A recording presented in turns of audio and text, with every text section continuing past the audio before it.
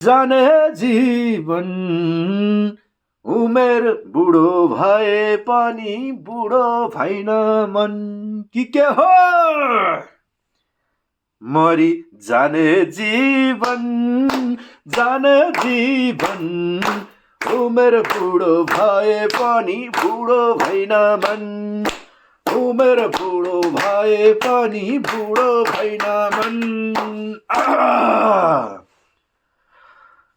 सानकी आमा ऐना लिएर बाहिर आऊ त होइन के हो हजुर पनि छोरा ठुलो भइसक्यो अझै पनि सानकी आमा भन्नुहुन्छ ल सन्तान जति नै ठुलो भए पनि बाबुआमाको लागि सानो नै हुन्छ क्या ल म त यहाँ भर्खरकै छु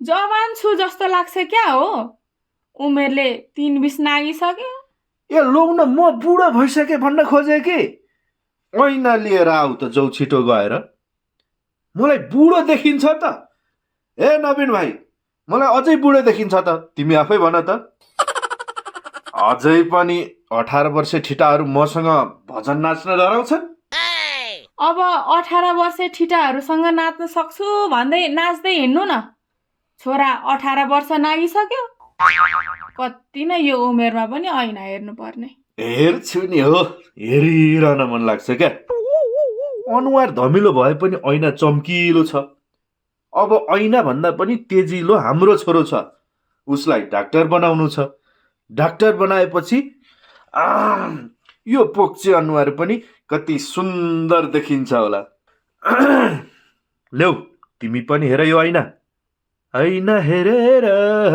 लौ माया लाउनीले धोको फेरेर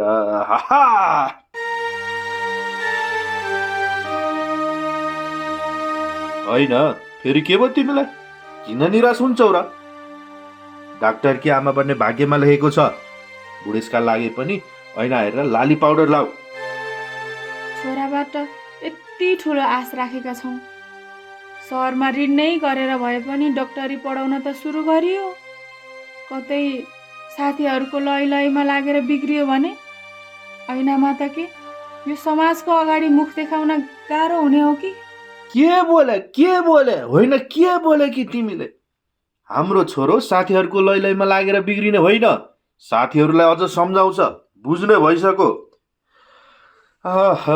ल तल्लो गाउँतिर यसो ऋण खोजेर आउँछु भोलि त्यसलाई त खर्च पनि पठाउनु पर्यो के रे होइन त्यो बाह्र पनि कति कोराको कोराइ गर्छ त्यसलाई औषधि बनाएर खुवाउँदै गर ल म गएँ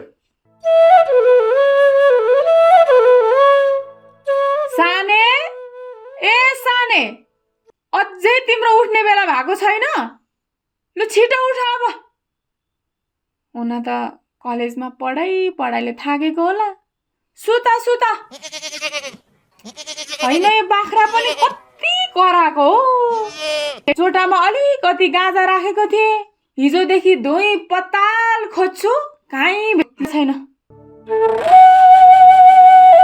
ए उठ्यौ लौ झोला बोकेर पो निस्किन लागेछौ त तिमी सुत्ने कोठा उतापट्टि बस्तु भाउलाई औषधि हुन्छ कि भनेर अलिकति गाँजा राखेको थिएँ तिमीले देख्यौ ए त्यहाँ कहाँ के राखेको मलाई त थाहा नै पो छैन त साँची तिम्रो झोलामा त के सिरिन चक्कीहरू पनि देखेको थिएँ त ए त्यो प्र्याक्टिकलको लागि हो अनि आमा म त आजै पो जानै पर्ने भयो परीक्षा फारम भर्ने अन्तिम दिन आजै मात्रै पो रहेछ मलाई 50,000 पैसा चाहियो आमा होइन के भन्छ यो 50,000 कहाँबाट पो ल्याउने त्यो पनि अहिले बुबा भर्खर गाउँतिर ऋण खोज्न गएका छन् अब बुबा आउन दे अनि के कति ऋण खोजेछन् गाडी छुट्न लागि 2 वर्ष बुबालाई कहाँ पर्खेर बसेर हुन्छ र अब बुबालाई पर्खेर परीक्षा नै छुटेर फेरि 2 वर्ष त्यतिकै बस भन्नुहुन्छ भने त के भन्नु र अनि मसँग अहिले हुन परेन त आमा मिल्छ भने त्यो तपाईँ लाको तिलहरी दिनुस् बेचेर कलेजमा तिर्छु मेरो पढाइ भन्दा ठुलो त्यो तिलरी त होइन होला।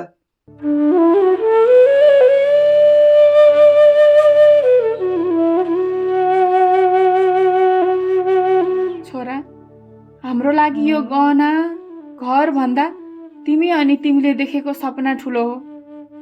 गहना त फेरि कमाउला लाउला। ल्यो लगेर बेच, पुगेन भने खबर गर्नु।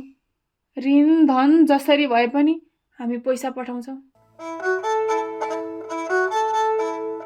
ओहो, नमस्कार दिदी, नमस्कार।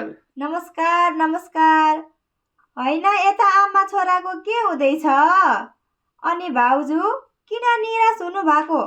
उता दाजु छोराको यो लास्ट परीक्षा हो, मेहनती छ, पास भइहाल्छ भनेर, त्यसपछि मेरो छोरा डाक्टर बन्छ भनेर गाउँभरि खुसीले उफ्रिँदै हिँड्नु भएको छ। भाउजू भने सानो मन नगर्नु न। हेर बाबु, तिमीबाट बुबा आमाले मात्र होइन, यो गाउँ समाजले ठुलो आश राखेको छ। तिमी डाक्टर बनिसकेपछि तिम्रो आमा डाक्टर आमा भनेर मात्र होइन, फलानु डाक्टरको गाउँ भनेर चिनिन्छ। दाइले पैसाको कुरा गर्नुभएको थियो, धेरै त छैन, यो 20,000 मात्र भयो। लौ अब जान लागिसकेछौ, राख। यता आमा बुबाको चिन्ता नगर, गाह्रो साह्रो हुँदा हामी छिमेकी छँदैछौ नि। ल ल ल हुन्छ दिदी, ल ल आमा म जान्छु, बस पनि छुट्न लागिसक्यो, राम्रोसँग बस्नुहोस् है। ल ल, राम्रोसँग गएस्। ल भाउजू, म पनि लागे, घरमा आज काम गर्ने मान्छे आएका छन्। नानी, एकछिन बसेर चिया खाएर गएको भयो नि। होइन भाउजू, अब छोरा डाक्टरी पास भएपछि चिया होइन, लड्डु नै खाएर छमछमी आँगनीमा नाच्ने हो। ल भाउजू, म त गएँ है। ए ल ल नानी। ए हजुर आउनुभयो? खै कतै भेट्टाएन पैसा पनि। आजको आजै कताबाट हुनु भन्ने सबैले। हिजो बेलुका पैसाको कुरा गर्दा हप्ता 10 दिन खोज्न लाग्छ भनिदिएको थिएँ। रिसायो कि के हो? अनि साने कता गयो नि? साने त भर्खरै सहर गयो। कलेजमा फी बुझाउने आज अन्तिम दिन रे। तल्ला घरको नानीले 20,000 खोजेर ल्याइदिएकी थिइन्, त्यही पैसा दिएर पठाइदिएँ। अब गइ नै सकेछ, बाँकी पैसा केही दिनमा पठाउनु पर्ला। अनि तिमी चाहिँ गला बुच्चे पारेर बसेकी छौ। खोइ त गहना ए कस्तो कस्तो देखिया छ। ए गहना अघि नुहाउँदाखेरि खोलेर राखेको थिएँ, त्यहाँ भित्र छ। ल अब आज घरको सबै काम सकौँ, भोलि बुढा नीलकण्ठको दर्शन पनि गर्न जानुपर्छ। छोरो पास होस् है भनेर भाकल पनि गरौँला।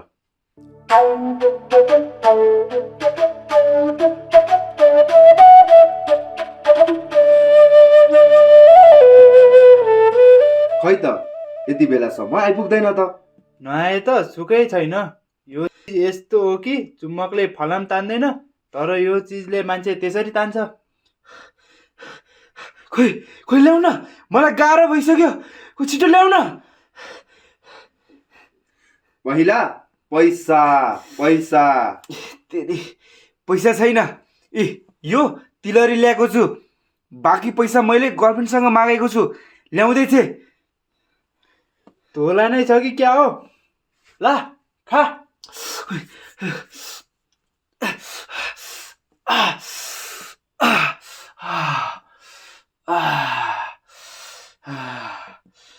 हेर केटा, तँलाई एउटा आइडिया दिन्छु, सुन। जब त डक्टर बनेर कति चाहिँ नै कमाउँछस् र, यो ड्रग सप्लाईमा लाग, पैसा मुला त कति हो कति। अनि बुबा आमाको सपना?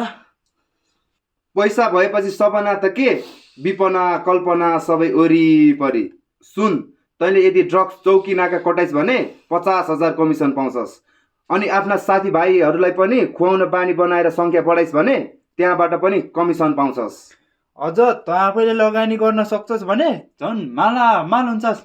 लगानी गर्न पैसा हुनु परेन भनेको? त्यो पनि आइडिया छ मसँग। पैसा नभए पनि तेरो लागि बुवा आमाले तिलहरी सजिलै दिन सक्दा रहेछन् भने घरको लात बुझा त होला। अंश माग बेच 5 लाख लगानी गरिस् भने 50 लाख भन्दा बढी कमाउँछस्। जाबो डक्टर बनेर सुई लाउँदा कति नै कमाउँछस्? सुई बेच्न थाल, पैसा भएपछि यहाँ सब पाइन्छ, बाबुआमा पनि पाइन्छ, सबै संसार पाइन्छ।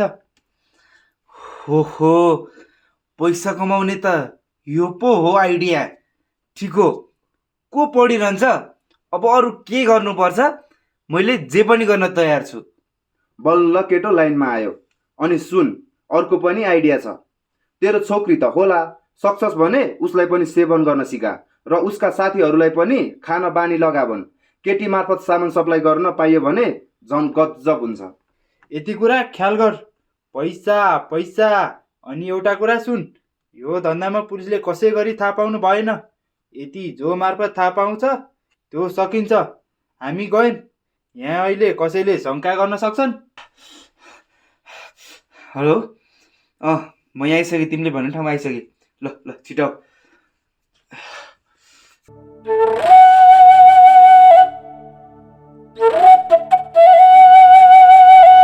25,000 मात्र छ, अरू उपाय लागेन। यो पनि बुवा आमालाई साथी बिरामी छ भनेर ढाँटेर मागेर ल्याएको। 25,000 मात्र? माया भनेको आखिर यही रहेछ होइन त?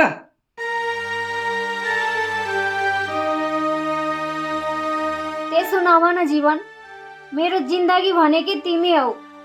प्लिज यो ड्रग्स खान बन्द गर।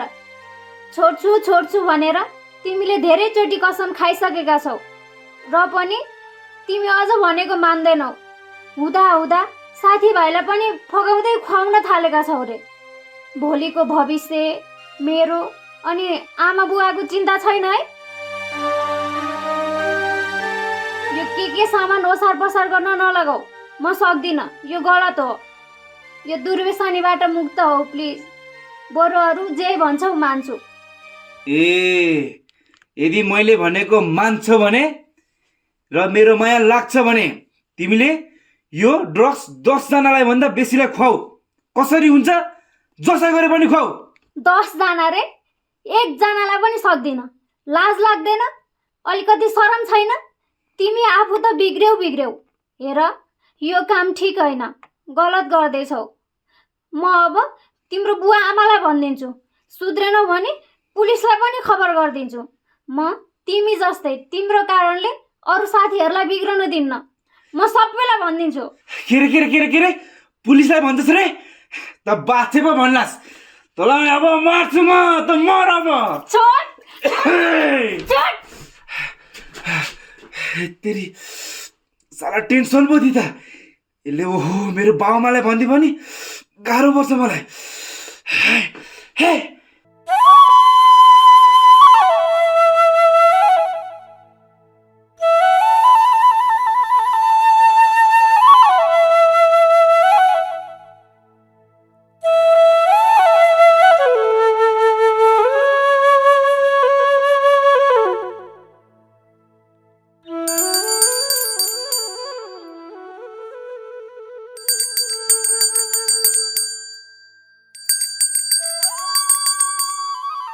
हे भगवान, छोराको आजभोलि फोन पनि लाग्दैन।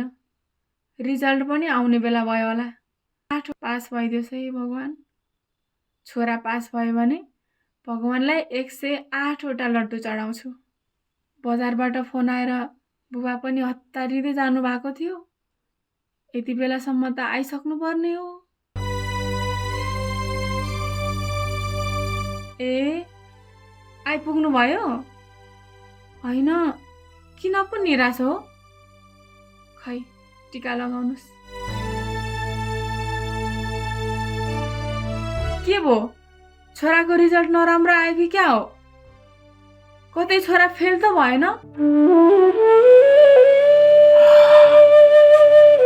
छोरोको पढाइमा मात्र होइन, हाम्रो सपनालाई पनि फेल बनायो।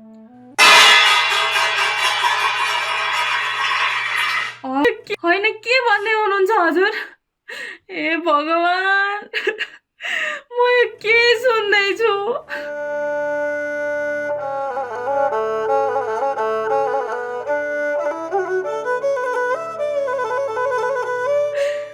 तिम्रो छोरो बिरामीलाई ठिक पार्न सुई लगाउने काम होइन।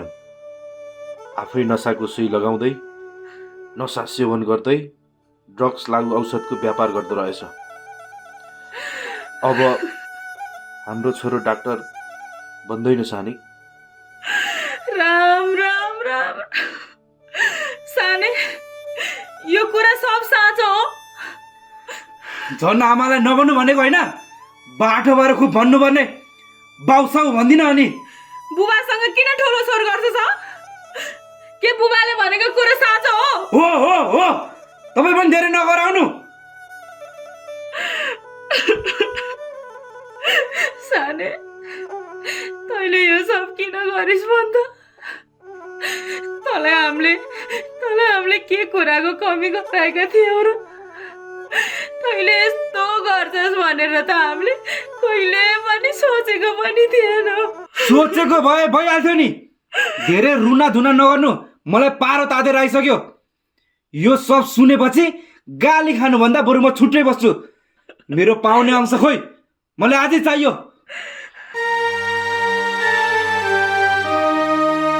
ए, तँलाई अंश पनि पो चाहियो? तेरो भाग मात्र किन, तेरै आशले बाँचेका हौ। यो सबै घरको श्री सम्पत्ति तेरै हो। भएको सबै लाल पूर्जा लिएर जा। ए सनकी आमा, जाऊ भित्रबाट लाल पूर्जा ल्याएर देऊ।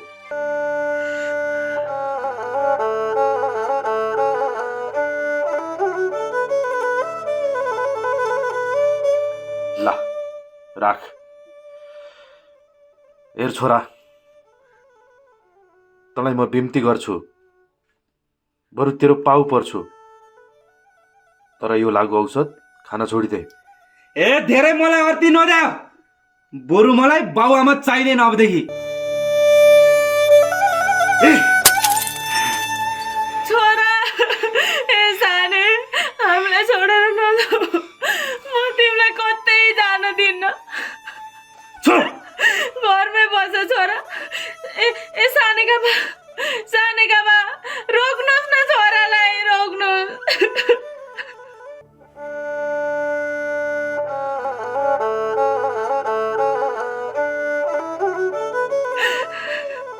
जान देऊ सानी। यो ऐना फुटे जस्तै हाम्रो भाग्य पनि फुट्यो। सिसा फुटे जस्तै हाम्रो सपना चकनाचुर भयो। यो फुटेको ऐना अब जोड्न सकिँदैन। हो, अब हामीले हाम्रो छोरा पहिलेकै अवस्थामा फर्काउन सक्दैनौँ सानी। धेरै ढिला भइसकेछ सानी। अब हामी डाक्टरको बुबा आमा होइन, अपराधी तस्करको बुबा आमा भनेर चिनिँदैछौँ।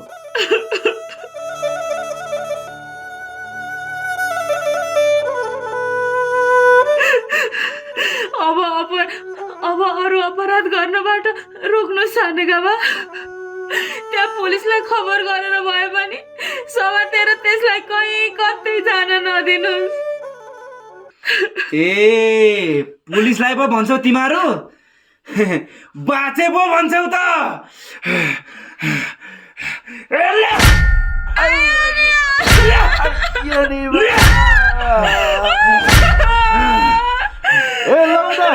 ए लौ न सानेकी आमा, सानेकी आमा। ए भगवान, के गर्यो यसले फेरि? अस्पताल लानु पर्यो, लौ न। ए सानेकी आमा, सानेकी आमा, सानेकी आमा। अस्पताल लिएर जान्छु, तिमीलाई केही हुँदैन सानेकी आमा। सानेका बा, हामीले के गल्ती गरेका थियौँ र? सानेकी आमा, छोराले यो सब गर्यो। हाम्रो केही गल्ती थिएन सानेकी आमा। सानेका बा, डाक्टर बनेर छोरा आउँदा सपना थियो है। डाक्टर बनेर छोरा आउँदा हामी डाक्टरको बुबा आमा भनेर यो समाजमा कति ठुलो इज्जत हुन्थ्यो होला है।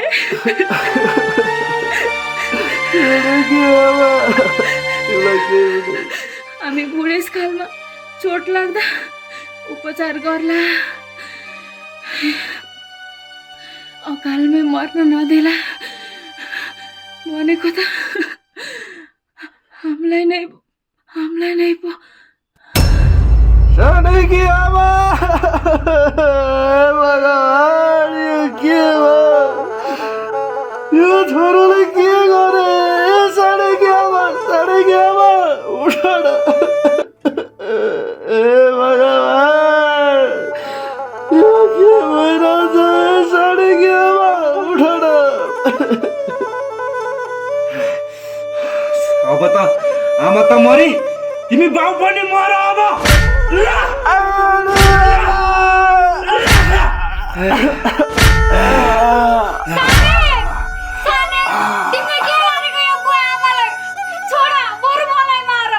ए त पनि आइपुगिस् त खुब बुबालाई फोन गरेर भन्ने होइन? के रे अझ पुलिसलाई पनि भन्छु रे। अब मर्ने पालो तेरो, त पनि मर अब। मर नागा।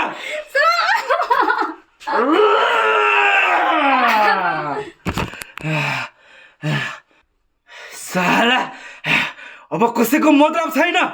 मतलब छ त अमृत भन्दा प्यारो नसा र पैसा। ए दाइ, हेलो ए दाइ, छिटो आउनुहोस्। मेरो घरमा लाल पूर्जा पनि हात पर्यो। पुलिसलाई भन्ने बाँकी कोही राखेको छैन।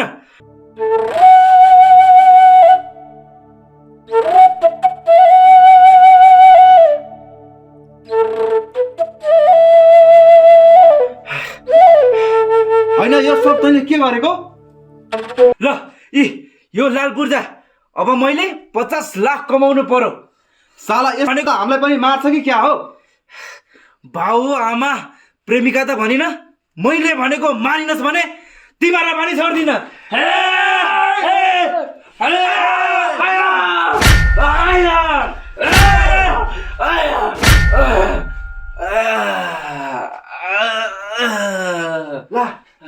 ला साला यो त मर कि क्या हो?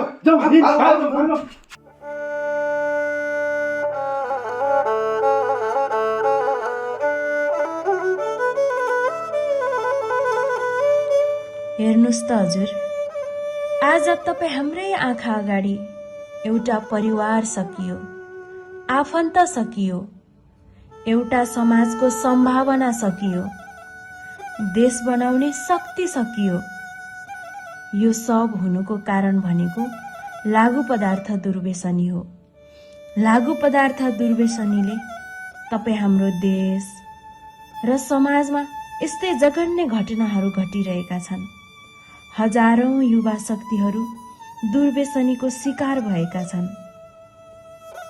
जसरी यो ऐना फुटेपछि जोड्न सकिँदैन, त्यसै गरी लागु पदार्थ दुर्व्यसनीमा फसिसकेपछि फेरि उनीहरूलाई सुधार्न गाह्रो पर्छ। यस्तो घटना भोलि तपाईँ हाम्रो घरमा पनि नहोला भन्न सकिन्न। त्यसैले लागु पदार्थ दुर्व्यसनीबाट बचौं, बेलैमा सबै सचेत बनौं, लागु पदार्थ दुर्व्यसनी नगरौं र नगराउँ।